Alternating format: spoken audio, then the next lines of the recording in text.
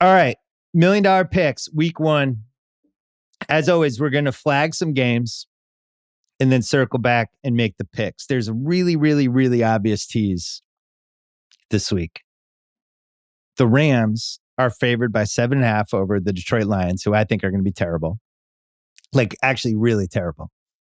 The Rams are favored by 7.5 points over the Bears.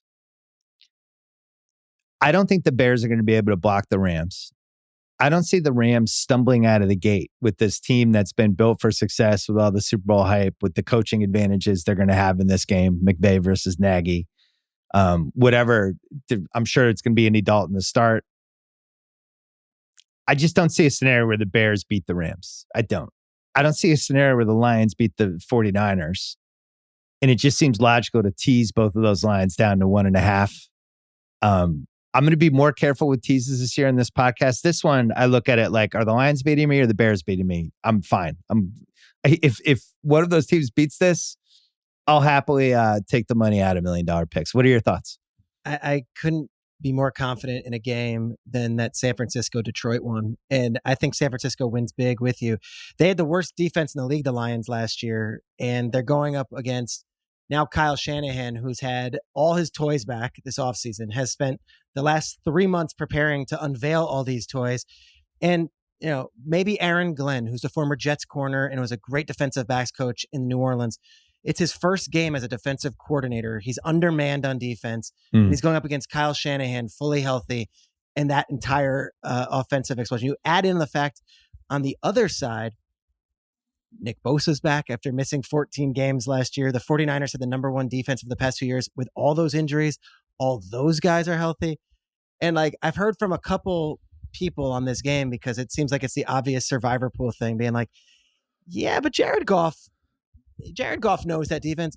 Jared Goff historically could not beat that 49ers defense, even when it was other guys. And when it's Garoppolo, Goff is 0-3 all time versus the 49ers when Garoppolo started. I think it's going to be growing pains for the Lions. I don't think they could have asked for a worse opponent week one. I see this as a blowout. And I think you're going to see a bit of Trey Lance. You might see Trey Lance 5 to 10 times. And I'll tell you what, Aaron Glenn, first time defensive coordinator, first game ever. He's going to be up all night the night before trying to think about, how do I prepare for all this? Because the Niners are coming and they're not going to be relenting anything on this one. And then the Bears, I think their offensive line is really bad. It's really bad. They need to get through a couple bad games with Dalton. Nagy was 7-1 to be first coach fired, which I already jumped on. I don't like anything about the way the first few weeks of this shakes out. They got a week 9, I think a week 10 bye, which would be probably right around the time when they're like, all right, we're going to start over. It's the Fields era and we'll get a new coach after the year. And the Rams, one of the things I love about week one is there's no surprises in week one. There's no, we were caught napping. Yeah. You're talking 2 of the 7 or 8 best teams against 2 of the 5 worst in a tease. So mark both of those down. Can I just, because I think everyone, and you're included on this, all right, they got a terrible offensive line. The other side of it, the Bears and the Rams have played a few times over the last couple of years. I think the last 2 times the Bears, they scored 10 points one time. They scored 7 points another. But then on the flip side of it, the Bears, their mighty defense, and Khalil Mack was on the injury report this week. Robert Quinn was on the injury report this week. Yep. And I'm not putting you on the spot. I'm asking anyone at home. Can you name a few of the defensive backs on the Chicago Bears, their corners? The guys' names, it's Kindle Vildor. It's Jalen Johnson, who was a rookie last year. It's Xavier Crawford. It's Duke Shelley. This isn't the Kyle Fuller and Adrian Amos and all those guys who are just, would give you fits with Charles Tillman or whoever. It's not the Bears defense. And you talk about matchups coaching wise. McVay, like Kyle Shanahan, has been preparing for this. Sean Desai is the defensive coordinator for the Bears. He's 38 years old. He's never been a defensive coordinator at any level. He used to be the defensive backs coach. He was the safeties coach. This is a big game, and they're unveiling this SoFi Stadium. They've got the live music concert. Every celebrity there. there's a lot of other things that come into play than just, hey, X's and O's. I think the Rams run away with this one too. I'm with you. I think that's a great tease. And I sound like I'm just agreeing with whatever you say, but No, we're going to disagree later. And unfortunately, we didn't get a chance to throw this with the Bucks Cowboys. I thought that line moved to 9.5 by the time we're doing this. So maybe that line moved too high. We could hit a 7-point tease with it. All right, 5 single games we want to hit. First one's Pats -3 at home over the Dolphins. We don't need to hit this. I made the case for the Pats already. They're catching the Dolphins at a nice time early in the Tua experience. Jalen Waddle, first game. I think they're better than the Dolphins. I actually think this is the year the Dolphins take a tiny step back, and then next year will be the year they make the jump. There's some Flores stuff here. The Dolphins have done good against the Pats over the years, but ultimately, if you believe in the Pats, you have to take them in this line -3. So unless you want to talk me out of that, I'm moving on. No, I feel the same. Interesting nugget here. Last time 2 Alabama quarterbacks ever faced off in an NFL game, 1983, Richard Todd versus Kenny Stabler. The Saints. Oh my God. Kenny Stabler. Oh, the end of the line, Kenny Stabler. Monday Night Football, Richard Todd and the Jets beat Kenny Stabler and the Saints. But yes. That's like when Nick Nolte was playing Kenny Stabler. Next game, I wanted to flag. I'd like the Chargers in it, but it might be a stay away. It's Chargers are -1 over Washington. It's in Washington. And this was more, I just like the Chargers, but I'm also scared of Washington. Let's talk it out. I want to make sure, because I do like the Chargers this year. I think they're a playoff team. And if you're a playoff team, you probably have to win this game. On the other hand, Washington scares me. What do you think? Not a great matchup for the Chargers. They got to travel across the country. Obviously, it's early in the season. You'd rather do it now than later. But, young offensive tackle Rashawn Slater, who's been praised and basically put in Canton this offseason by those who cover the Chargers. Like, this guy's unbelievable. All right, Chase Young and Montez Sweat are coming. And so are Jonathan Payne and Daron Payne and Jonathan Allen and Matt Ioannidis and the rest. So, I think Washington's defense is going to come out ready to go. They were so good last year, week 1 against the Eagles.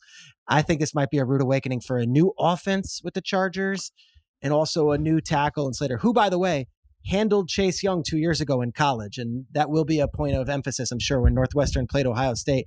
But I just feel like this front is going to be coming, and it might be a lot early on for a new Chargers team with a new head coach and a new offense. Slater over Sewell. 13th pick versus the 7th pick. It seems like the Chargers won that one. And that was a big pick because they could have easily traded down. People wanted Mac Jones. They're trying to leapfrog the Patriots. They easily could have traded down, but they love the guy, and it seems like they got the right guy. They rebuilt their offensive line this offseason, and Lindsley's the center, of course, who's the highest paid center in the NFL when he got that deal. And it's like, all right, we got to protect this guy, Herbert. I just feel like there's not going to be many offensive lines that are going to be able to hold up against that defensive line. And this is the first game of a new offense. So low scoring game to me. And in a low scoring game, I think Washington and Fitzpatrick find a way. Yeah. I do like there's a school of thought like Washington's defense. Are we sure they're good? And you go through all their wins from last year where their defense looks good and it's like a bad quarterback just about every game. But I thought they looked good against the Bucs. You could make a case they played the Bucs better than anybody in the playoffs. All right, we're crossing that off. Next one. The Vikings are favored by 3 in Cincinnati. I don't love this Vikings team. I'm a little afraid of COVID Kirk. Who knows? We make this pick on Thursday, and who knows on Saturday? There's something crawling across ticker. I just think the Bengals are going to be bad. I already bet they're under for under 6.5. Burrow, to me, in the preseason, lots of people have talked about this. When you're coming back from that knee injury, there's still, and I remember with Brady in 2009, same thing. Those first couple games with those guys bouncing around and rolling around near your legs, you're just never comfortable. It takes a while. And then they add Chase. Solak did a great thing on the Ringer Gambling Show about Chase's over-under for receiving yards is way too high because normally, like rookie receivers, the only way they're going to beat it is like Justin Jefferson last year, where you're the only target, for multiple games. But Chase was terrible in the preseason. Their second-round pick wasn't that great either. And I think their coach, who I know is the McVay coaching tree, but he has not been impressive the first couple of years. So this is just, to me, I look at this as, what is this line 3 weeks from now? Is this line Vikings 5.5 3 weeks from now? Is there just value going against Cincy, even if it's a mediocre team playing them in Cincinnati? What do you think? I just don't know what we're getting from the Cincy offense yet, because I know they're really high on having those 3 receivers who, whether Chase is, drops the ball in preseason or not, he's the 5th overall pick. T. Higgins, Tyler Boyd, and they love Joe Mixon. And Burrow, I mean, he might be a little nervous out there, but he's never played that way in his life. He's fearless, and they say he looks great. So that offense could surprise us in that game we watch on Sunday. And so, wait a second. Cincinnati's really good on offense. And Zach, so maybe it's a stay away because I don't love Minnesota. I don't either. That's the thing. I just don't know what we're getting. Now, what you would say you'd lean on here is you'd say, all right, Zimmer and Cousins, these guys have been there, done that. The Cincinnati guys haven't. So, like, you start week one, it's, all right, we're going on the road. We're taking on the freaking Bengals. Let's go bully them around and let's go find a way to win this game with all our guys. I would stay away, though. I don't feel good about either one of those teams this year. I do have one quick story you'll love, though. Kyle Brandt, my colleague on Good Morning Football, is promoting another show of his that he's doing. He's doing a game show. And he said he went on Dennis Miller's radio show, I guess. Dennis Miller has a radio show and he's on there and he has no idea what Dennis Miller's going to ask. And Kyle's out of the gates. Dennis Miller's first question is, so what's the deal with Zach Taylor? Of all the questions. Oh my God. That's so weird. Is he like a Bengals fan? What's the deal with Zach Taylor? What is that? Who is that? Why is he and Kyle was laughing so hard that he prepared all day for a million questions from Dennis Miller. And Dennis Miller asks, what's the deal with Zach Taylor? Well, that's a great one. I'm not surprised, though, that Dennis Miller, red herring first question. The thing with Minnesota, if you think they have any chance in this division, they basically have to win this game because their schedule is really tough. They have three different stretches. They have an easy game against the Lions. They have the Bengals. They have the Lions twice. Other than that, it's a hard schedule. So if you're out on the Vikings to do well this year, then this is the game, right? Maybe take the 3, but. And look, Dalvin Cook and the players. I don't need to list players. They've got the better roster. It's just I have no idea. I'm staying away just because I want us to do really well, and I want us to just stay away. Let's do meat and potatoes this year. I don't want to start throwing Kirk Cousins. It'll be fine. I do not like this Bengals team. Maybe there's time to bet against them next week. We have our chances on that. But we'll feel good about our tees. We feel really good about the Patriots. What else we got? Falcons -3 over the Eagles. There's been some slight Eagle buzz. They might have lucked out with their 7th round left tackle. They look like they're gonna have a pass rush. People like their receivers. There's some Miles Sanders. If you got him for $20 in your fantasy league, it might have been a steal, or you might have paid $10 too much. But he's been discussed. The new coach. I think I'm out. I definitely makes me nervous for the first week, and then you flip it around with the Falcons. Arthur Smith, ready to be a coach. Falcons, little underrated. We're buying into the Falcons narrative of, hey, I think this team is a lot better than maybe people realize. I think they have a chance to make the playoffs. I'm in on some Falcons bets. They're home. They're only laying 3. They got the Bucs week 2 at Tampa. And then they go at Giants, home Washington, and then the Jets in London in a bye week. If you're making the case for the Falcons, you have to be 4-1 coming out of those 5, I think. So they have to win this game. I think they're better than the Eagles. And, you talk about coming out of week 1, what are the narratives? What are you and Kyle and Kay Adams, and you don't have a fourth co-host yet, but whoever that person is. Do you have a co-host yet? We're rotating. We're doing Jeopardy. Yeah. Doing Jeopardy. All right. Yeah. I hope you have better luck than Jeopardy did. Yes. What are the narratives coming out of Sunday that you guys are excited Monday morning? I think Pitts could be one of them. This could be like Pitts. Jesus. I said on Tuesday's Good Morning Football, they said the one player after 300 and whatever days of not having football, or 100 some days, who's the one player you will actually tune on Sunday Ticket and be like, all right, it's 1:00. I got to watch. I said the one player to me is Kyle Pitts. I want to see it because we did so many draft shows and I talked to so many GMs and all of them raved about this guy. What if he's Kelsey already? If he's once in a generation and then we're going to have the opportunity to watch him this week. The Sirianni thing is interesting because I was originally out also because I didn't know him well and I still don't know him well. I've gotten to know him the last couple of weeks and we had him on our show and we will know what these veteran Eagles think of their head coach the first half of this game. If they come out flat, this season's done. It's whatever. If they come out house on fire, everyone's in. This guy is it is a motivational speaker. And I know you saw some of the stuff about the rock, I saw the opposite. Scissors. Yeah. I'm telling you, you saw that rock, paper, scissors. You see some of the rambling press conferences. You're like, all right, now his whole deal is yeah, I did rock, paper, scissors. And yeah, you know what? I also played horse with the guys. You know why? Because I want to see what they got inside of them. I want to see what they want to compete. And if I'm on a Zoom interview with a combine prospect, I don't give a shit about how he is in the 3-4. I want to see how he plays rock, paper, scissors and how he handles losing to me. I'm like, okay, let's go. And then his whole thing is they've had all the season. And he's like, we have a 17-round heavyweight match coming. This is literally what he told me.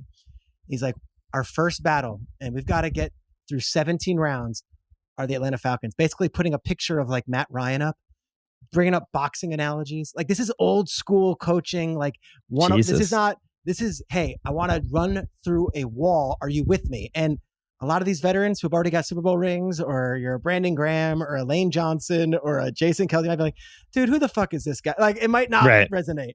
Or they're like, wait, this guy's got it. Let's go. Because he's never been a play caller before. His defensive coordinator, Jonathan Gannon, very highly respected, has never been a coordinator. Like, there's a lot of question marks about the Eagles and what Jalen Hurts. Do we really think Jalen Hurts is going to throw for 500 yards? Like, there's a lot of obvious glaring question marks. The only X factor is whether this team responds to this coach, who is a lot. And it's a lot of energy, it's a lot of enthusiasm, and it's a lot of us against the world. He kind of embodies Philadelphia. I'm curious to see how they come out the first half. I would say I would bet on Atlanta in this one if I'm making a pick, just because I got better reliability on what I know what I'm getting the other side. But Philly could be a fun watch this year if they get hot. I'm buying the Atlanta narrative, and I think if you're buying it, you have to pick them in this game. I also am not a Jalen Hurts guy yet. Nor am I. I'm not sold on, from what we saw last season, that this guy is like the answer. I still feel like we could see Minshew. I asked Sal like to set the line. Is it week 6, week 7? We were like week 6.5. Is Minshew in there by then? I'm just not sold on the Hurts thing. I think people were confused when he was coming out of college. I think now that teams know he's the guy and have full weeks to plan against him, I just want to see it. I'm not against him. I'm not for him. But I think people are penciling him in as he's just going to be really good. And we have no idea. He might be one of the 5 worst quarterbacks in the league. I think the Eagles put their faith in him this season, but they also have 2 first-round picks next year. And then if Carson Wentz plays 70% of his snaps, they have a 3rd first-round pick. I think the Eagles are all in on Jalen Hurts until they're not. And then it's okay. Next year we have all these draft picks. Right. We're kind of sort of all in. Well, the other thing, what is the cap hit this year? They were $27 million short for this year's roster. Yes. Like that has to factor in. They're playing with 80% of a salary cap. So I like the Falcons. I think they're going to be really fun to watch. All the signs, as we've talked on other pods, all the signs point to them breaking out. And then the last one that's a straight up Broncos -3. Okay. Let me hear your reasonings for the Denver Broncos to go into New York on a 4:30 game where the Giants fans have not been in the stadium for 18 months and are going to be absolutely nuts.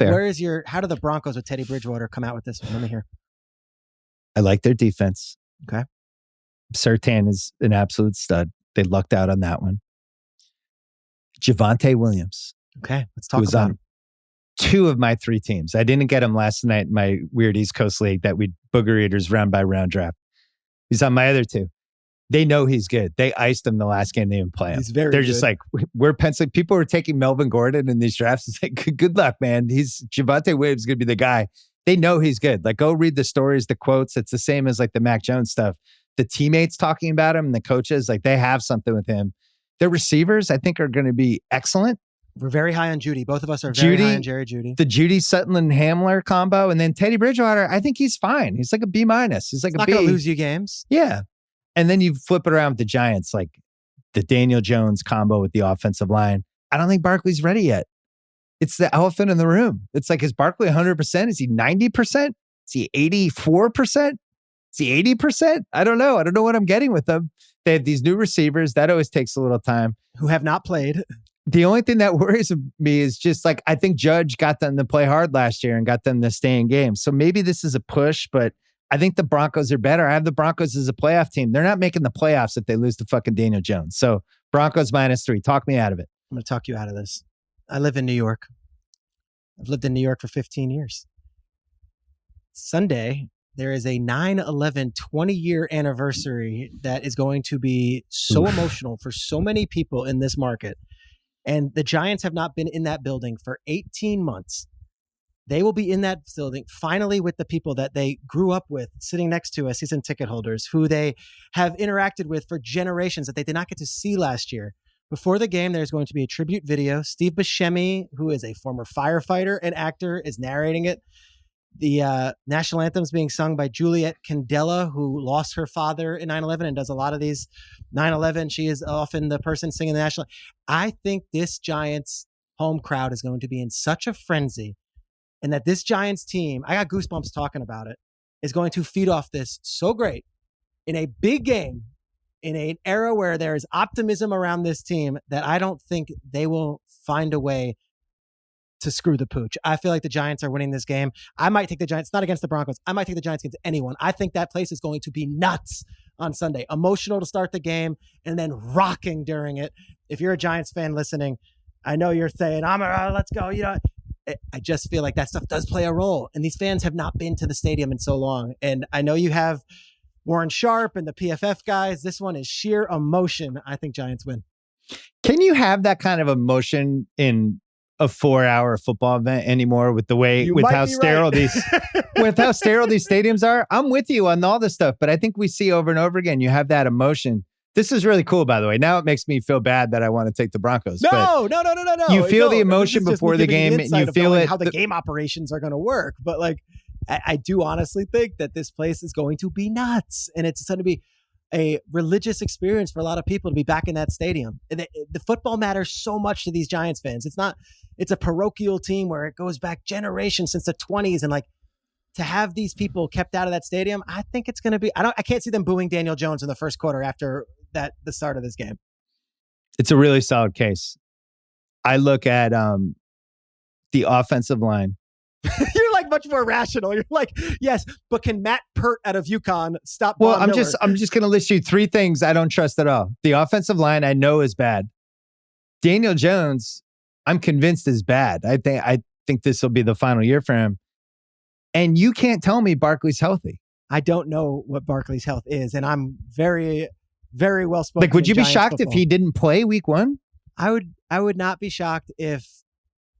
Okay, how about this? I think he's going to play week 1 because we're recording this whenever, and we'll find out, and I'll know more as the day goes. But they play a game on Sunday, and then they play the Redskins or the Washington football team on Thursday in a quick turnaround. There is a theory out there that they just say, Barkley, we'll keep you stashed till week 3, and we'll go from there. See, I think they're 0-2 after that. All right, long shot parlay. We're going to do this every week, always for 50K. So the anchor team, our choices for our anchor team that we'll put with one other team is either the Raiders plus 185 on Monday night against the Ravens. To win straight up? They have to win straight up. We're taking a flyer. We're just throwing it on this. Or the Browns plus 220 against KC. That line has moved. It started at 6.5. It's moved to 6. It's moved to 5.5. A lot of sharps are on the Browns. Yeah. Tyrann Mathieu is battling a COVID situation. He's been vaccinated from what I'm told, and he might not be on the field because he can't get 2 straight days of a negative test or 10 days of no symptoms. So that could be a big X factor why the line might be moving. Browns have confidence against them. They played them last year. So who do you like as the anchor, Raiders or Browns? Or do we just throw them together? No. In that one, I got to say, Mahomes is 10-0 in September and has thrown 32 touchdown passes and 0 interceptions. Like, Andy's been drawing it up. It's not fun to bet against Mahomes either. It's not fun to bet against Mahomes, Tyreek, and Kelsey. And I don't see them losing. Not enjoyable. I think the Raiders are a little more fun, and I have no idea what we're getting from that team this year. So if you want to throw a wild card out there that's, crap, it's Monday night, let's watch it. Raiders. So Raiders plus 185. Ravens, the Gus Edwards, Tyson Williams, is that his name? Tyson Williams, nice. I got one right. I'm getting better at names miraculously. Their receivers are in weird shape. There's another deal too. Gus Bradley's the new defensive coordinator for the Raiders, and a couple years ago, Lamar was the hottest thing in football. They go to the playoffs, and Gus Bradley was the Chargers defensive coordinator. They go into Baltimore and just shut him down. They play again. Gus Bradley shuts him down. Like, the Chargers defense always handled Lamar pretty well, and now he's with the Raiders. And if anyone's got the keys to stop Lamar, it's Gus Bradley calling the shots. All right. It's worth a flyer with somebody else. So our choices are Steelers over Bills plus 220, probably staying away. Texans over Jags plus 164, and just the classic. Both these teams are bad. Anything can happen. Why is anyone favorite game? Or the Saints playing in Jacksonville over Green Bay plus 166. So if you put that together, if you put the Saints with the Raiders, it's plus 655. Yeah. If you put the Saints with the the Texans, it's plus 620. Yeah. The Saints thing is interesting because they've been practicing in 100-degree heat all summer, and then they're going down to Jacksonville where it's going to be 100-degree heat. If they had played in the Superdome, it would have been air conditioned. So it's almost like this might be an advantage for the Saints to be playing in this heat. I just can't see Jameis and them playing without their home crowd in front of them and winning over Aaron Rodgers. I just don't see that one. The game before that is interesting. Texans versus Jaguars. The Pooper Bowl? Everyone's just writing off the Texans, and I don't think they're anything special, but I have no idea what we're getting. New head coach, new quarterback. From a talent standpoint, the teams are both bad. It's not like one team is more talented than the other. Last year, I think the Jaguars beat the Colts week 1 and lost 15 straight. Like week one is a fickle beast. I wouldn't be shocked if the Texans won that game. All right, the $1 million picks for week 1. We're gonna sprinkle a little more. We're gonna go above the $1 million this week. We're getting a little just because it's week 1. We're gonna have fun. 49ers minus 7.5 over Detroit. Rams minus 7.5 over the Bears. We are teasing those teams together down to minus 1.5. Both of them have to win by 2 or more. We're putting $500K on that. If it loses, you lose $550. So $550 to win 500. 49ers Rams tease, and then we are putting $200K on 3 games, 2 of which you like, 1 of which we're going head to head on. Pats minus 3 over the Dolphins. Falcons minus 3 over the Eagles, aka the dawn of Kyle Pitts. The Kyle Pitts era. The Kyle Pitts era beginning. And then finally, the Broncos minus 3 over the Giants. I think the best outcome for all of us here is a push. Where we're both right. We don't have to go next week. I told you, blah, blah, blah. I think I'm going to be right. If Barkley was 100%, I'd be more nervous on this. I just don't think the Giants are going to be able to move the ball. So I'm going Broncos minus 3. You might very well be right. Mine's all emotion. Yeah. No, it's mine's heart. Yours is mind. The long shot parlay of the week, which we're going to be putting $33,000 on this year, every week, in honor of the man, the myth, the legend, Larry Bird. 33,000. Raiders have to beat Baltimore. They're plus 185 Monday night. We didn't talk about the Vegas Stadium Monday night. Weird shit happens Monday week 1. We've had a lot of weird upsets over the years. Lamar deciding fantasy leagues, but then having a bad game. Like the whole bunch of things that could happen. And we're going to parlay that with the Texans to beat the Jaguars plus 164. I don't know why anyone's favored in this game. Why not? So Tyrod Taylor. He's won a lot of worse games in his life. Let's go. So that's plus 620, which I think if you multiply 33 with plus 620, that's right around 200K. So those are the $1 million picks for week 1. I think this could be a strong start for us. It feels really good.